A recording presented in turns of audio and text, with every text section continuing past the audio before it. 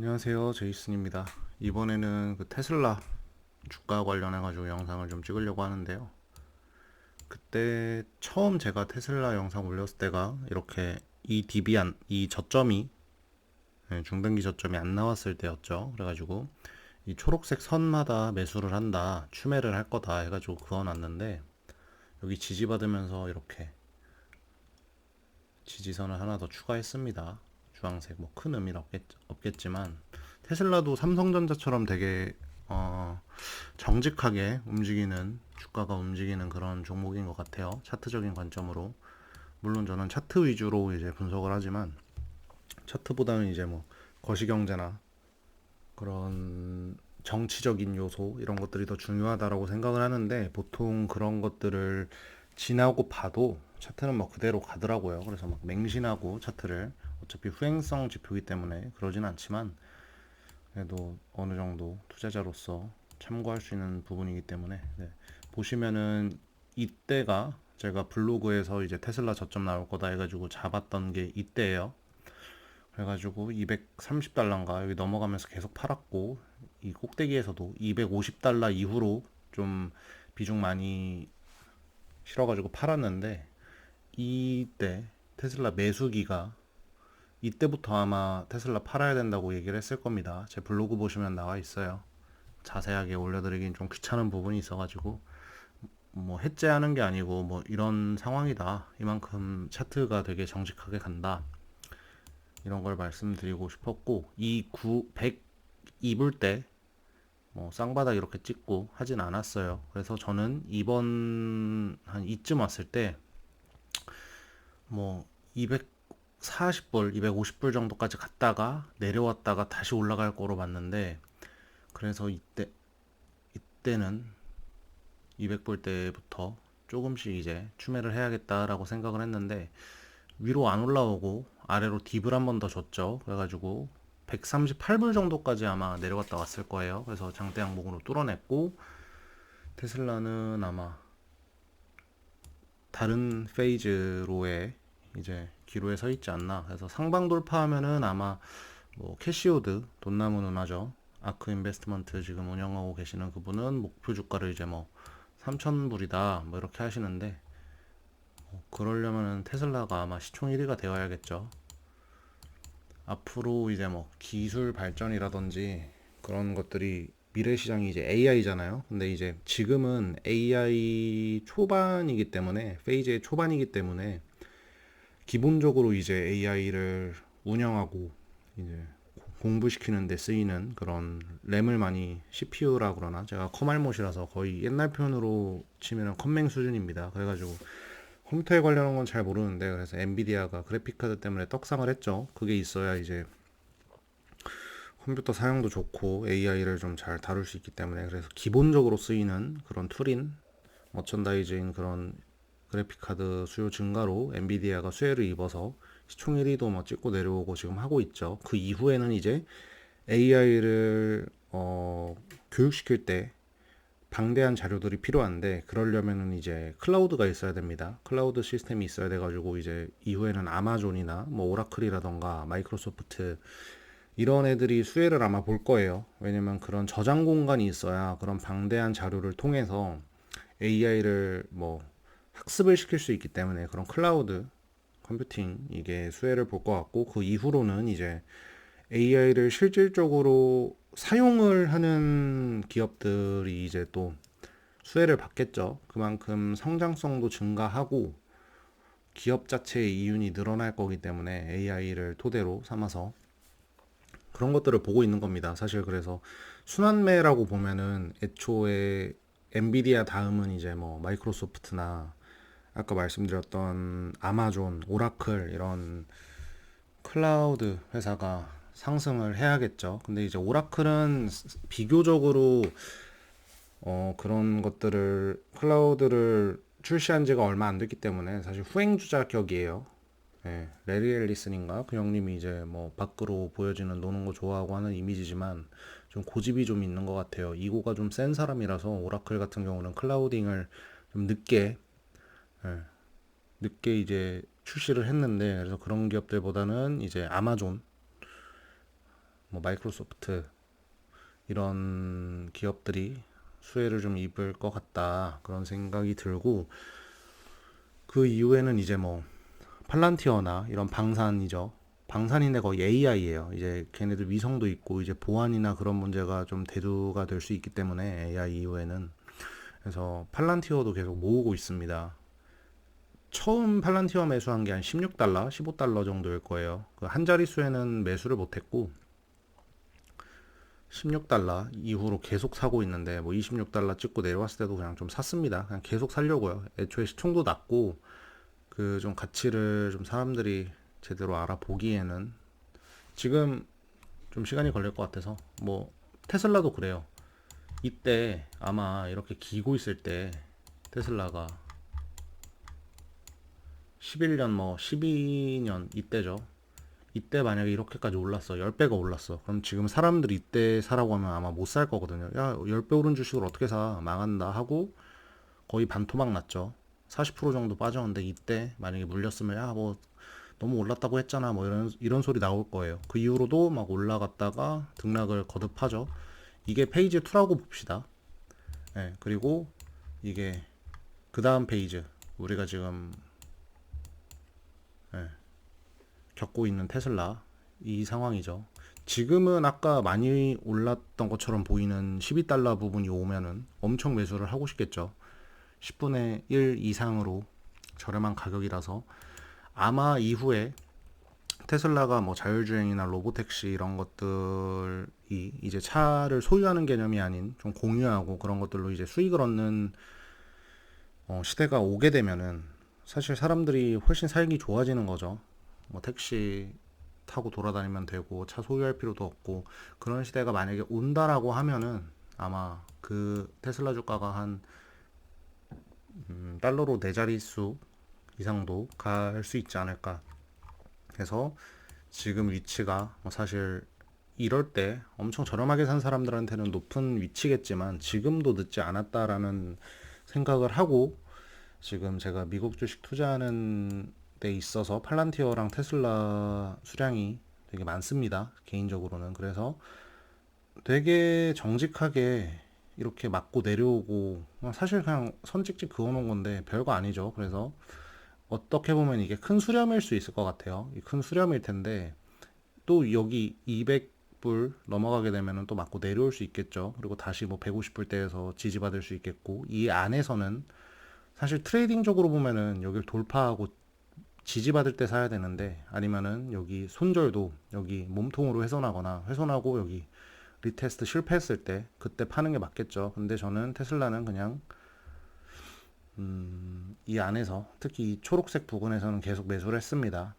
여기 아래 딥을 주진 않았지만, 그래가지고 이게 하나 늘었으니까 아마 앞으로는 이 안에서 큰 수렴 안에서 사게 되겠죠. 그래서 여기를 뚫게 되면은, 이 파란색 수렴을 뚫게 되면은 아마 좀 크게 갈 수 있지 않을까, 400불 대까지도 갈 수 있지 않을까 해가지고 테슬라는 계속 매수 중입니다. 그냥 제 자산의 일부분을 글로벌 에셋으로 들고 있는다는 메리트가 있죠. 환율 방어도 되고요. 그래서 블로그에서도 1200원대 초반부터 달러 오를 거다, 뭐 26년에는 뭐 1600원 볼 수 있나, 이런 생각을 갖고 있으면서 인스타나 그런 곳에서도 올렸어요. 달러 강세를 어느 정도 예견을 했죠. 뭐 한은도 미국 따라서 금리 안 올리고 뭐 환율 방어가 될 거라고 생각을 했나 본데, 그래서 앞으로 원달러는 좀 더 약세를 보일 가능성이 높다라고 생각을 합니다.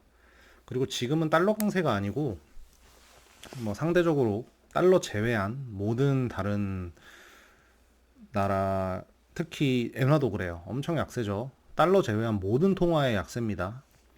이게 금리가, 미국이 금리를 고금리로 오랫동안 유지해서 그래요.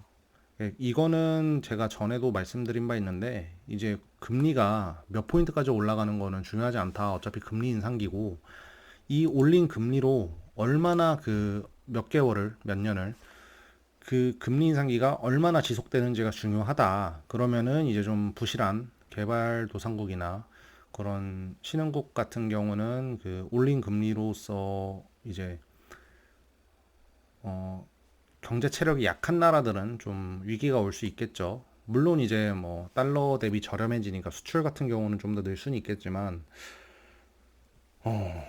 당분간 고금리가 유지된다면은 이제 금리 인하 얘기도 나오고 있는데 사실 올해 인하하기는 좀 어렵지 않을까 해요. 해봤자 이제 연말이 되지 않을까. 11월, 10월, 12월 이렇게 되지 않을까 생각을 하고 있고 그러면은 왜 상대적으로 달러 강세가 아니냐? 달러 이렇게 올랐지 않느냐? 금이 올라서 그래요. 물론 이제 금은 이제 좀 조정을 받지 않을까라는 생각을 하는데 뭐 전통적으로 그랬어요. 금이랑 달러는 이제 디커플링을 했었는데 물론 이제 뉴 노멀이라고 해가지고 이제 같이 두 개 다 올라버리는 이런 시대가 온 걸 수도 있겠죠. 근데 지금까지는 적어도 달러가 오르면 금 가격이 내려가고 금 가격이 올라가면 달러가 내려가는 그런 형태를 보였는데 달러가 이제 올라가는데 금 가격도 올라간다. 그럼 이게 달러 강세냐 이거예요. 예. 달러 강세면은 이제 금 가격이 내려가야겠죠.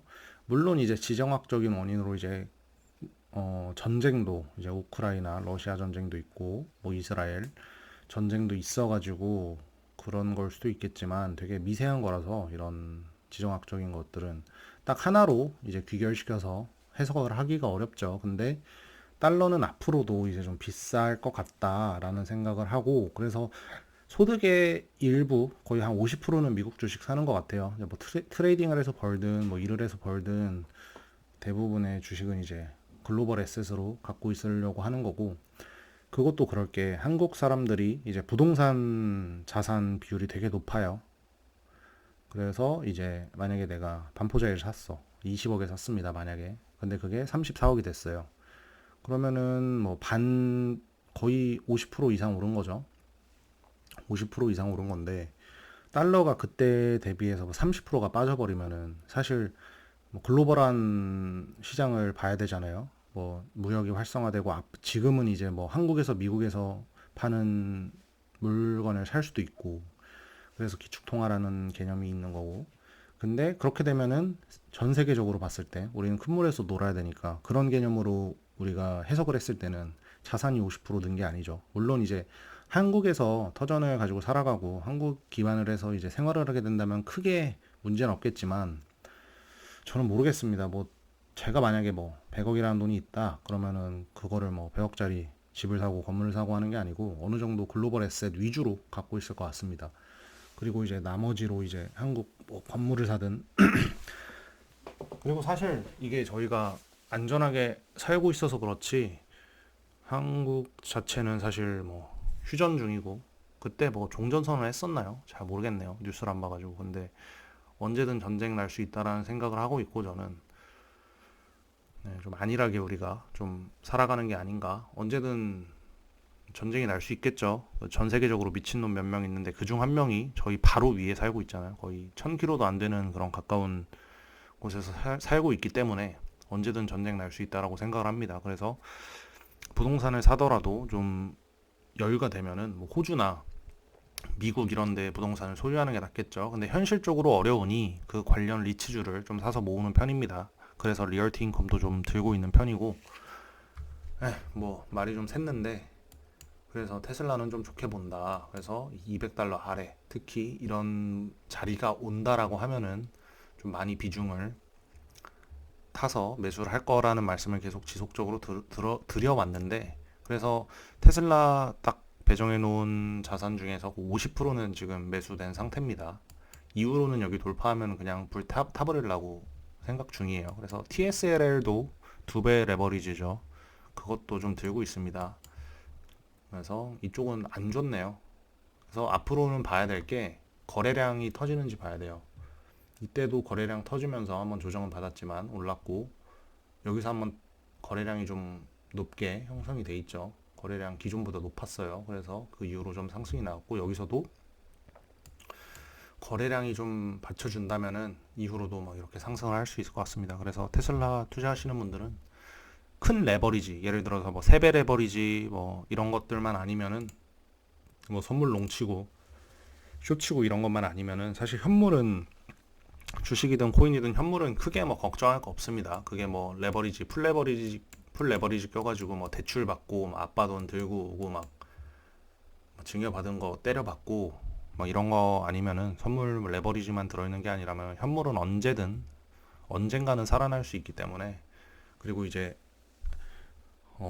생각 드는 게 레버리지 한국 사람들이 특히 레버리지를 좀 많이 좋아해요. 두 배, 세 배 이런 거 많이 사고 뭐 물론 저도 이제 요즘 들어 사고 있지만 그런 것보다 이제 본주 뭐 주식 개수로 접근을 해서 내가 어, 주가 하락을 좀 견딜 때 뭐 자기 위안일 수도 있겠지만 어느 정도 떨어졌을 때 개수 유지됐으니까 나중에 뭐 천불 가면은 팔면 되지 이런 생각으로 개수 늘리는 거에 좀 집중을 하면은 하락장이나 이제 조정장에 좀 멘탈을 부재할 수 있습니다. 그리고 중요한 게 내가 만약에 한 달에 뭐 한 4, 500씩 나가. 근데 그거를 무리해서 막 아껴가면서 투자하면은 또 주식 팔아야 되고 하니까 자기가 가용할 수 있고 내가 이게 뭐 날라가진 않겠죠. 뭐 금방 이 기업이 망해가지고 상폐되진 않고 할 텐데 어느 정도의 마이너스 보고도 좀 평정심을 유지할 수 있는 그런 멘탈이면은 충분히 나중에 더 비싼 가격에서 판매할 수 있다라고 생각을 합니다. 그래서 앞으로도 이 관점은 유지 계속합니다. 계속 매수해요.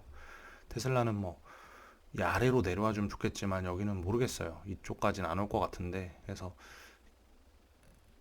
두 번의 딥 이후에 거래량을 동반한 뭐 220불 정도 뚫으면은 날라가겠죠. 그래서 보통 대충 그려놨던 거랑 비슷한 것 같은데 이쪽의 딥을 기존 저점보다 좀 낮게 그렸었는데 저점 높이면서 뭐 이 수렴안에서 이렇게 상방 돌파하는 그런 모습을 기대해 보면서 앞으로 테슬라는 계속 추매하도록 하겠습니다. 그래서 뭐 코인도 그렇고 주식 이런 거 올리면은 뭐 너 뭐 사는지 인증해라 몇 개 갖고 있는지 인증해라 하는데 사실 그 어려운 부분이 되게 많아요. 뭐 지인들도 보고 있고 뭐 큰 채널은 아니지만 어느 정도 제가 뭐 유튜브 대충 하고 있잖아요. 뭐 편집도 안 하고 대충 저 하고 싶은 소리 하면서 올리고 있는데 각 잡고 하기에는 시간이 없어요. 사실 오늘은 지금 오후 3시 정도 됐는데 오늘은 좀 여유가 있어서 이렇게 찍는 거고 본업이 바쁘기 때문에 그렇게 할 수가 없습니다. 그래서 어차피 이거 제가 이걸로 뭐 모집을 해가지고 리딩을 할 것도 아니고 뭐 돈 받고 멤버십을 파는 것도 아니기 때문에 좀 불편하거나 얘 생각이 틀린 것 같다 하면 안 보시면 되고요. 그렇다고 해서 블로그 때부터 잘 봤는데 뭐 테슬라도 100배 넘게 먹고 현물로 뭐 아마존도 2배 먹고 했었죠. 근데 그런 거 가지고 뭐 무작정 저를 막 따라하시거나 이러면 안 됩니다. 어차피 리스크는 본인이 지는 거고 본인 돈으로 하시는 거기 때문에 그래서 저는 테슬라 계속 추매할 생각입니다. 사실 제가 뭔가 해가지고 하는 것보다 테슬라 형님들이 뭐 성장하는 거를 기다리는 게 더 빠를 것 같다는 생각이고요. 그래서 테슬라는 나중에 개수를 뭐 오픈할진 모르겠지만 추매하는 거는 한 번씩 뭐 열돈 남아가지고 그렇게 살짝살짝 추매하는 거는 인증을 좀 해보도록 하겠습니다. 그래서 오늘 날씨 다시 더운데 장마라고 하니까 운전 조심하시고요. 왔다 갔다 하실 때 조심하시고 더위 안 먹기를 바라겠습니다. 끝.